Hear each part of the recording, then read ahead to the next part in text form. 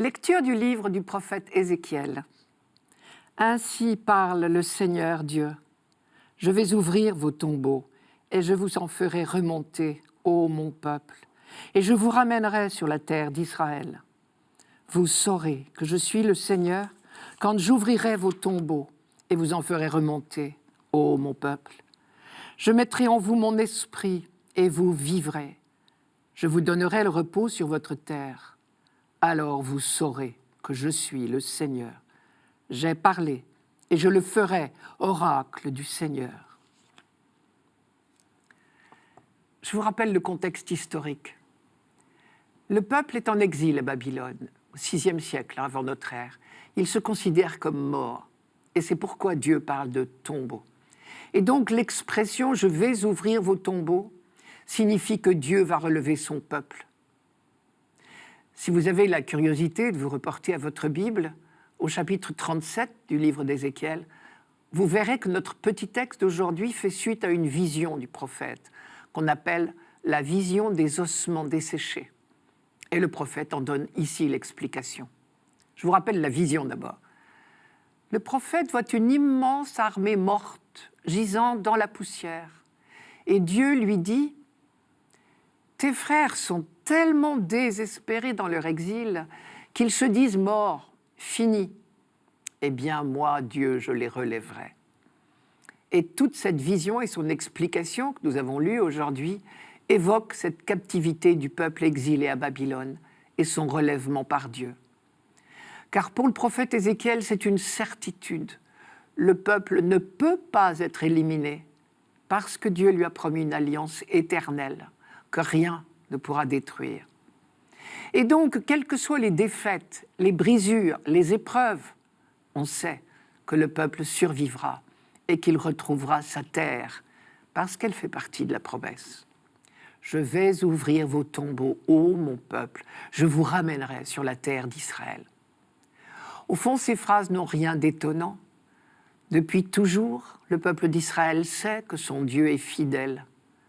Et l'expression « vous saurez que je suis le Seigneur » dit justement que c'est à sa fidélité à ses promesses que l'on reconnaît le vrai Dieu.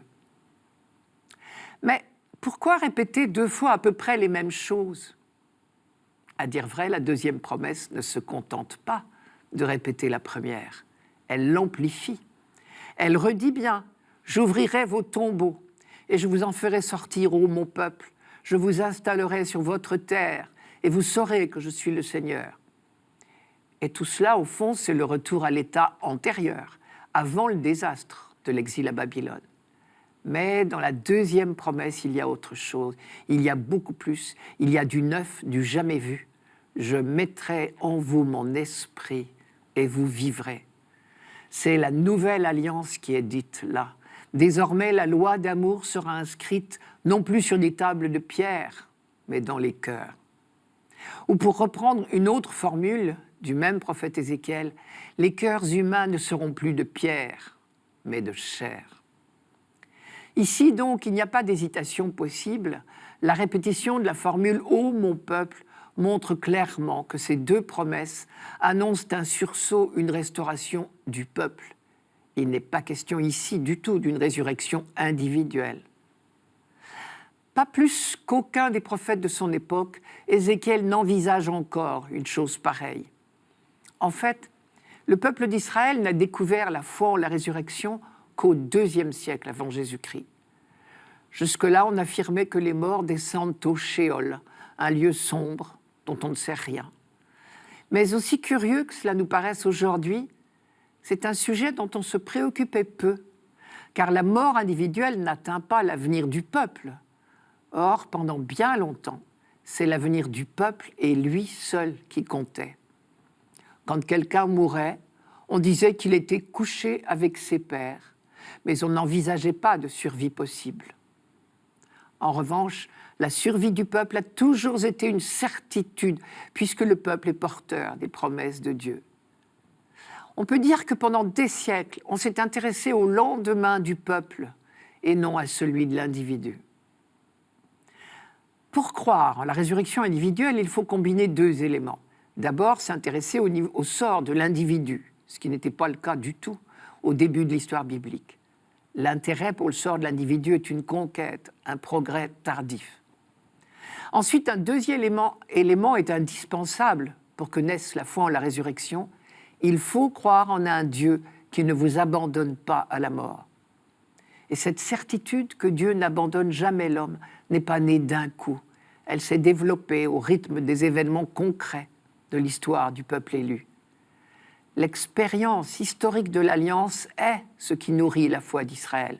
Or, l'expérience d'Israël est celle d'un Dieu qui libère l'homme, qui veut l'homme libre de toute servitude, qui intervient sans cesse pour le libérer.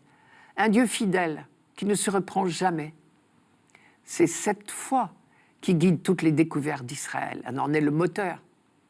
5 siècles après Ézéchiel, vers 165 avant Jésus-Christ, ces deux éléments conjugués, foi en un Dieu qui libère sans cesse l'homme et découverte de la valeur de toute personne humaine, ont abouti à la foi en la résurrection individuelle. Et au terme de cette double évolution, il est apparu évident que Dieu libérera l'individu de l'esclavage le plus terrible, définitif, de la mort. Mais cette découverte est si tardive dans le peuple juif qu'au temps du Christ, cette foi n'était pas encore partagée par tout le monde, vous le savez bien, puisqu'on désignait les Sadducéens par la précision ceux qui ne croient pas à la résurrection. Bien sûr, il n'est pas interdit d'imaginer que la prophétie d'Ézéchiel dépassait sa propre pensée. L'Esprit de Dieu parlait par sa bouche. Et maintenant, nous pouvons penser. Ézéchiel ne savait pas si bien dire.